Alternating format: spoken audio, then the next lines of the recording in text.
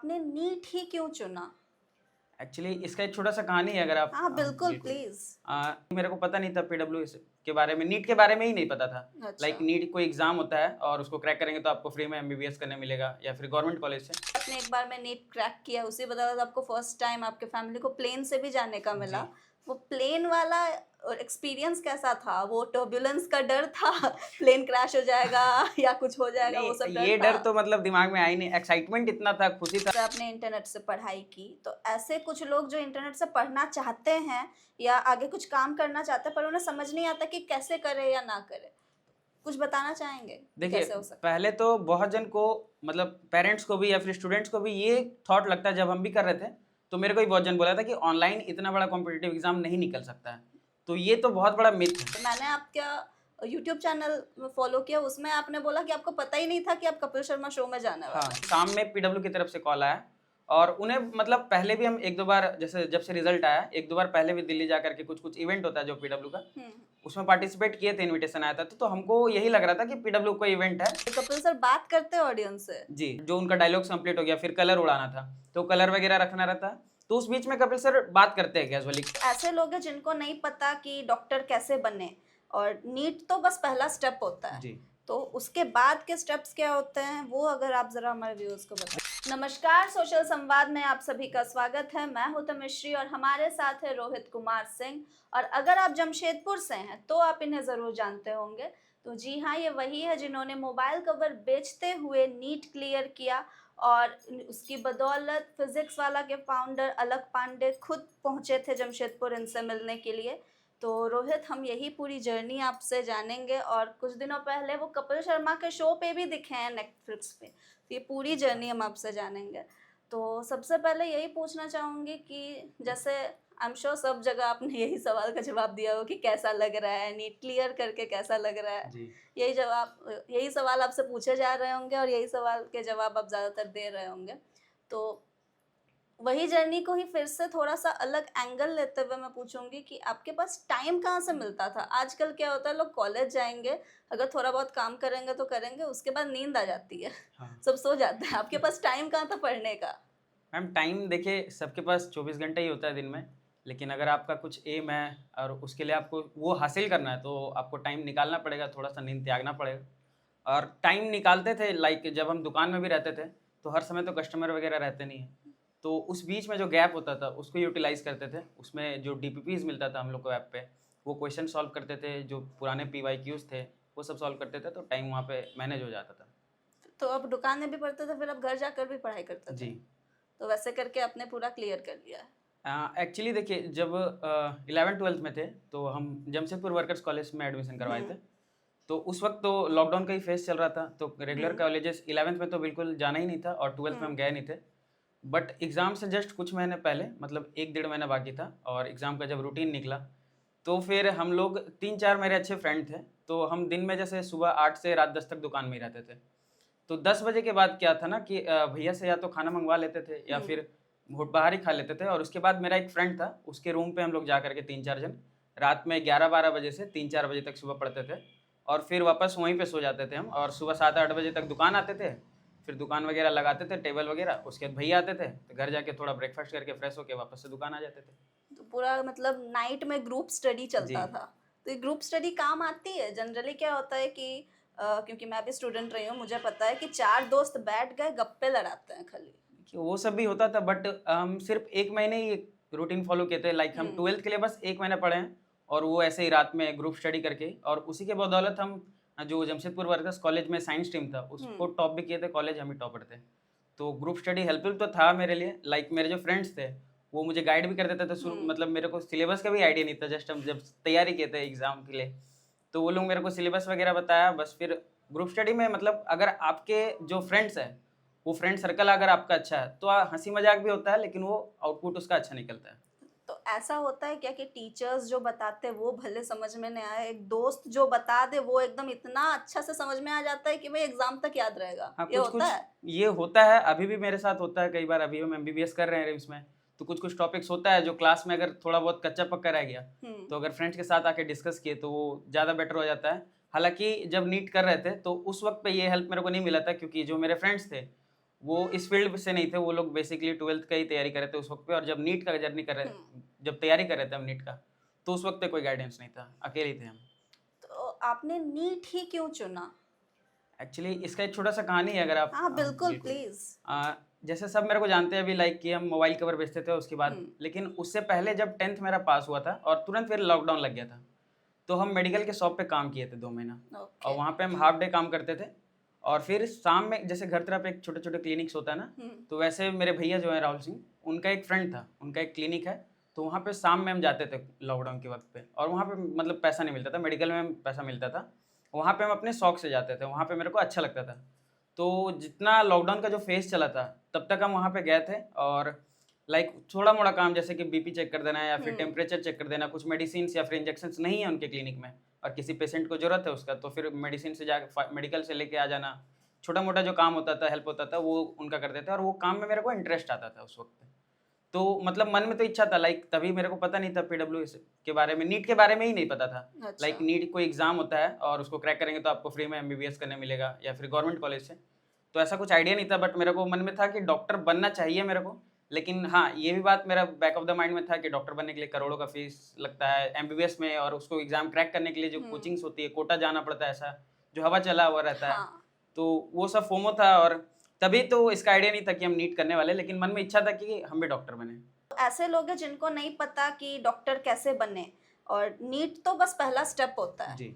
तो उसके बाद के स्टेप्स क्या होते हैं, वो अगर आप जरा हमारे व्यूअर्स को बताएं। देखिए, सबसे पहले तो जो बच्चे अभी 10th पास करे, जैसे अभी मार्च अप्रैल का टाइम चला, बहुत बच्चों का बोर्ड्स खत्म हुआ होगा, तो इसके बाद ही अभी डिसीजन लिया जाता है। लाइक हम तो बहुत लेट हो गए थे। जो नीट जेई का जो प्रिपरेशन होता है एग्जाम का, वो 10th के बाद 11th से ही किया जाता है, लेकिन हम मतलब जब 12th का मेरा रिजल्ट आउट हो गया था, उसके बाद हमको नीट के बारे में पता चला। तो ये अवेयरनेस भी हम फैलाना चाहेंगे आपके मीडियम से, कि जब भी 10th का जो एग्जाम क्लियर होता है, उस वक्त पे आप डिसीजन लीजिए कि आपको पीसीबी लेना है, पीसीएम लेना है, या फिर नीट जेई के अलावा एनडीए वगैरह जो एग्जाम्स होते हैं, उस फील्ड में आपको जाना है। और उसके बाद 11th और 12th का जो सिलेबस रहता है, उसी पे बेस्ड नीट जेई एनडीए बहुत सारे एग्जाम्स होते हैं, जो सिर्फ 11th 12th के टाइम में ही आप उसका प्रिपरेशन स्टार्ट कीजिए, और उसी के सिलेबस के दम पे आप वो एग्जाम इजीली क्रैक कर सकते हैं। और जैसे अगर बात करें नीट के ही पर्टिकुलर, तो 11th 12th का सिलेबस रहता है, नीट का एग्जाम दीजिए, नीट क्रैक करने के बाद जो मतलब करोड़ों फीस लगता है प्राइवेट मेडिकल कॉलेज से अगर आप एमबीबीएस करते हैं, तो वो लाखों में बदल जाता है। 1-2 लाख रुपए के अंदर आपका गवर्नमेंट मेडिकल कॉलेज में एडमिशन हो जाएगा, मतलब पूरा साल भर का खर्चा, पूरा एमबीबीएस। और उसके बाद फिर आप तुरंत, आपको या तो इंटर्नशिप के बाद आप अपना लाइसेंस से क्लिनिक खोल के जनरल प्रैक्टिशनर की तरह बैठ सकते हैं, या फिर उसके बाद फिर नीट पीजी का एग्जाम होता है, उसको करके जो स्पेशलिस्ट जो हम लोग बोलते हैं आमतौर पे, लाइक कार्डियोलॉजिस्ट, न्यूरोलॉजिस्ट, उस टाइप के, जो अगर आप उससे आगे पढ़ना चाहते हैं तो नीट पीजी होता है। उसके बाद भी करेंगे तो फिर नीट एसएस होता है, बहुत सारी चीजें होती है। PhD लेकिन तक अगर जा आप सकते हैं। एक बेसिक स्टेप पकड़ लेंगे तो आपको आगे का रास्ता अपने आप मिल जाएगा। आपको कौन सा रास्ता पकड़ना है? लाइक मेरा तो इंटरेस्ट अभी कार्डियो या फिर न्यूरो में ही है। कार्डियो या न्यूरो में? ओके, तो ये भी बहुत अच्छी चीज़ रोहित ने बताई कि जिन जिनको करना है या जिसको नहीं पता है कौन से रास्ते में जाए, क्योंकि 10 लोग 10 तरीके की चीज़ें जी। बताते हैं। इंटरनेट भी कभी कभार क्या होता है कि कंफ्यूज करता है, तो ये आपके कंफ्यूजन को दूर करता हुआ एक आपको चीज़ मिल गया है। तो उसी बदौलत, क्योंकि आपने एक बार में नीट क्रैक किया, उसी बदौलत आपको फर्स्ट टाइम आपके फैमिली को प्लेन से भी जाने का मिला। जी। वो प्लेन वाला एक्सपीरियंस कैसा था? वो टर्बुलेंस का डर था प्लेन क्रैश हो जाएगा या कुछ हो जाएगा, वो सब नहीं, ये था? डर तो मतलब दिमाग में आई नहीं, एक्साइटमेंट इतना था, खुशी था। लाइक जिस रात, मतलब जिस दोपहर में रिजल्ट आया और तभी हम दुकान में ही थे, तो पीडब्ल्यू की टीम से ही कॉल आया था कि रोहित आपका रिजल्ट आ गया, आपका सिलेक्शन हो गया है। और फिर थोड़ी देर बाद अलग सर आए, तो तभी तो कुछ नहीं था, बस सेलिब्रेशन ही चल रहा था। जब सब कुछ खत्म हो गया, जो सेलिब्रेशन था, अलग सर वापस चले गए रात में, तो उस रात हम रात भर नहीं सोए थे, मतलब हम एक मोमेंट भी नहीं सोए थे, हम रात भर जगे हुए थे। और फिर सुबह अगले सुबह अलग ही, मतलब हमको विश्वास नहीं हो रहा था कि ऐसा कुछ मेरे साथ हो रहा है। लाइक फिर हम रात भर जगे रहे, और फिर उसे अगले ही सुबह, मतलब अलग सर के टीम के साथ हम लोग फिर पूरी फैमिली चले गए। और हम आज तक ट्रेन में नहीं बैठे हैं, और हम पहली बार प्लेन में बैठे थे, तो डर तो नहीं था लेकिन खुशी बहुत था, मतलब, और वो भी पूरे फैमिली के साथ जा रहे थे, तो बहुत मजा आया था। वही, ट्रेन में भी जो नहीं बैठे वो भी प्लेन में बैठ सकते हैं। तो ऐसे लोग जो है जो सोचते रहते हैं खरी ट्रेन में ही है, ट्रेन में ही है, आप भी प्लेन में जा सकते हैं, ऐसा कोई प्रॉब्लम नहीं है। तो अभी नेटफ्लिक्स पे कपिल शर्मा शो का जो ये चला है, और मैंने आपका यूट्यूब चैनल फॉलो किया, उसमें आपने बोला कि आपको पता ही नहीं था कि आप कपिल शर्मा शो में जाने वाला हाँ। है। वो कहानी जरा प्लीज बताइए। लाइक शायद 6 फरवरी का डेट था और 3-4 बजे का टाइम था। उस दिन थर्सडे था, हमको याद है, क्योंकि उस टाइम पे जो हम लोग का डाइसेक्शन होता है, लाइक जो एमबीबीएस में होता है डाइसेक्शन, वो थर्सडे को लंच के बाद होता है। तो हम डाइसेक्शन हॉल में ही थे, मेरे को एक कॉल आया, हम बाहर जाके पिक किए तो पता चला कि मतलब वो पूछ रहे थे बस कि आपका अगले दिन, लाइक अगले दिन फ्राइडे को कोई एग्जाम वगैरह तो नहीं है, मतलब आप कॉलेज स्किप कर सकते हैं कि नहीं कर सकते, ये कंफर्म किया। तो हम बोले कि नहीं, एग्जाम नहीं है। बस फिर इतनी बात हुआ, उसके बाद रख दिया। फिर शाम में पीडब्ल्यू की तरफ से कॉल आया और उन्हें मतलब पहले भी हम 1-2 बार, जैसे जब से रिजल्ट आया 1-2 बार पहले भी दिल्ली जा करके कुछ इवेंट होता है जो पीडब्ल्यू का, उसमें पार्टिसिपेट किए थे, इनविटेशन आया था। तो हमको यही लग रहा था कि पीडब्ल्यू का इवेंट है और उसमें बुलाया जा रहा है, तो हम उसके लिए प्रिपेयर्ड थे। बट जब हम अगले दिन मुंबई पहुंच गए वहाँ पे, तो हमको पता चला कि नहीं, हम लोग the great Indian Kapil Sharma show के पे सेट पे जा रहे हैं उनसे मिलने के लिए। और लाइक उस समय तो मतलब हम सबसे पहले अपने घर कॉल किए, बताया कि हमको कपिल शर्मा पे जाने का, शो पे जाने का मौका मिल रहा है। मतलब हमको उस दिन भी नहीं पता था, और अलग सर जो वहाँ पे आए थे उनको भी नहीं पता था कि हम स्टूडेंट्स भी आ रहे हैं कुछ, क्योंकि मतलब पीडब्ल्यू की टीम ने अरेंजमेंट नहीं कराया था, मतलब उनके थ्रू कांटेक्ट हुआ था। कांटेक्ट बट आने जाने रहने का जो भी था वो कपिल शर्मा की टीम ने ही कराया था। तो अलग सर को भी इस बात का बिल्कुल आइडिया नहीं था। जब वो स्टेज पे आए थे, स्टेज पे लाइव, मतलब जब कैमरा शूटिंग चालू हो गया तब वो हम लोग को देखे थे और तभी उनको पता चला था कि हम लोग भी आए। तो जितना सरप्राइजिंग मोमेंट उनके लिए था, हम लोग के लिए भी उतना ही था। तो ये पूरी टीम ने क्रिएट करा था ताकि जी। जो कहते हैं कि ऑथेंटिक लगे, स्क्रिप्टेड हाँ, ना लगे, वो इसके बिल्कुल लिए। स्क्रिप्टेड नहीं था। बिल्कुल स्क्रिप्टेड नहीं था। तो जैसे कि कपिल शर्मा शो के बारे में क्या होता है कि कई कई अफवाहें फैली हुई है। अच्छी अफवाह ज्यादा है कि जब शो चल रहा होता है, स्टेज पे सारे रहते हैं स्टार्स एंड ऑल, तो सारा का सारा क्रू जो है वो बैठ के शो देखता है। ये आपने हाँ, देखा था ये भी क्या? होता है, ये भी ये होता है। होता है। जैसे मतलब जैसे वो लोग ऐसा परफॉर्म ही करते हैं ना, लाइक आप कुछ भी काम मिला हो आपका ध्यान सिर्फ वहीं रहेगा। लेकिन हाँ, बीच बीच उनका जो टीम मेंबर था वो बहुत ज्यादा एक्टिव और बहुत ज्यादा हार्ड वर्किंग था। मतलब इतना छोटा छोटा सा बात का भी इतना ज्यादा ध्यान रखा जा रहा था, इसके वजह से उनका शो इतना सक्सेसफुल है। मतलब एक एक छोटा छोटा चीज का बहुत ज्यादा ध्यान रखा जाता था। और मतलब जो हमको ऐसा पहले लगता था लाइक इतना अच्छा से अगर परफॉर्म करे तो बहुत बार रिटेक वगैरह लेते होंगे। लेकिन जो बड़े बड़े स्टार्स थे like Sunil Grover sir, Kiku sir वगैरह, कृष्णा सर, वो सब जो परफॉर्म किए थे, जितना भी उनका नेटफ्लिक्स पे आप देखे, वो सब 1 टेक में किए वो लोग परफॉर्म। वो देख के हम मतलब बहुत हैरान थे। हाँ, क्योंकि हमने ये बातें सुनी हुई थी कि जो क्रू भी है ना वो भी देखता है बैठ के, क्योंकि हाँ, इतना हाँ, मजेदार सा शो होता ये है। है, ये है। और ये वहां बात पे सही है। मतलब हम लोग लगभग शूटिंग के लिए 5-6 घंटे बैठे थे और 1 मिनट भी ऐसा नहीं था ना कि ये फील हो रहा था कि बोर हो रहे हैं या फिर सोना है या घर जाना, कुछ नहीं। मतलब पूरा 5-6 घंटा पूरा आप हंसते ही रहेंगे लगातार, ऐसा हो रहा था। शूटिंग अगर नहीं भी हो रही है तो कैजुअली कपिल सर कुछ बात करते हैं ऑडियंस से, तो वो सब भी इतना ज्यादा फनी होता है। लाइक अच्छा, आपको कपिल सर बात करते हैं ऑडियंस से? जी, जब जैसे अगर पॉज होता है, कुछ सेटअप करना हाँ। रहता है, लाइक होली का जैसा इवेंट था, तो कुछ जो उनका डायलॉग्स कंप्लीट हो गया, फिर कलर उड़ाना था, तो कलर वगैरह रखना रहता है, तो उस बीच में कपिल सर बात करते हैं कैजुअली ऑडियंस से। अर्चना जी से, उनकी फैमिली, उनकी मदर आती है शो देखने, वो भी आई थी उस दिन, तो उनसे बीच में जब बात होता है और वो इतना फनी कन्वर्सेशन रहता है कि सुन के आपको बहुत मजा आएगा। तो मतलब बेसिकली आपका जो एक्सपीरियंस था वहाँ वो बहुत अच्छा था। बहुत सही, वंडरफुल। बहुत वंडरफुल एक्सपीरियंस था। तो जैसे अब इंटरनेट की बात कर लेते हैं, जैसे आपने इंटरनेट से पढ़ाई की, तो ऐसे कुछ लोग जो इंटरनेट से पढ़ना चाहते हैं या आगे कुछ काम करना चाहते हैं पर उन्हें समझ नहीं आता कि कैसे करे या ना करे, कुछ बताना चाहेंगे देखिए, कैसे हो सकता पहले तो बहुत जन को, मतलब पेरेंट्स को भी या फिर स्टूडेंट्स को भी ये थॉट लगता है, जब हम भी कर रहे थे तो मेरे को ही बहुत जन बोला था कि ऑनलाइन इतना बड़ा कॉम्पिटिटिव एग्जाम नहीं निकल सकता है। तो ये तो बहुत बड़ा मिथ है। लाइक हाँ, ऑफलाइन से भी सिलेक्शन होता है, जैसे पहले था कि कोटा जाएंगे तो ही नीट या फिर जेई एग्जाम निकलेगा, तो ऐसा बिल्कुल नहीं है। हम जमशेदपुर से बाहर ही अपना गाँव ही जाते हैं और कहीं नहीं गए। और नीट हम सिर्फ ऑनलाइन के बेसिस पे, ऑनलाइन के दम पे ही, वहीं के टीचर्स थे पीडब्ल्यू के, उन्हीं से पढ़ के निकाले, तो ऑनलाइन सिलेक्शन तो पॉसिबल है, ये कंफर्म है।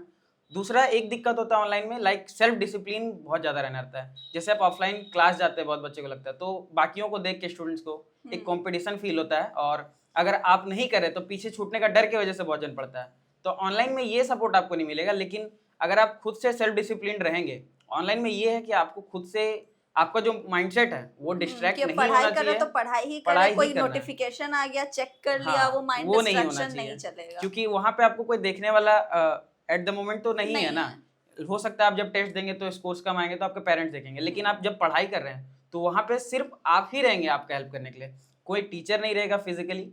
तो आपको डिसिप्लिन तो होना पड़ेगा, बहुत ज़्यादा इंटेलिजेंट होने का जरूरत नहीं है, लेकिन डिसिप्लिन्ड है अगर आप, तो आप इजीली ऑनलाइन पढ़ाई करके आप जो भी हासिल करना चाहते हैं वो कर सकते हैं।